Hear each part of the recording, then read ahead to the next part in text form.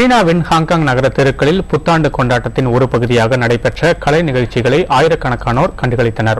பாம்பு ஆண்டாக இந்த ஆண்டினை கொண்டாடும் சீன மக்கள் அதனை கொண்டாடும் வகையில் 14 நாடுகளில் இருந்து கலைஞர்களை வரவழைத்து பல்வேறு கலை நிகழ்ச்சிகளை நடத்தினர்.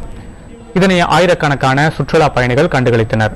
வண்ணமயமான நிறங்களில் பாம்பு வடிவிலான பலூன்களுடன் இளைஞர்கள் தெருக்களில் வலம் வந்தனர். சீனாவில் லூனார் புத்தாண்டை முன்னிட்டு 3 நாட்கள் விடுமுறை அறிவிக்கப்பட்டுள்ளது.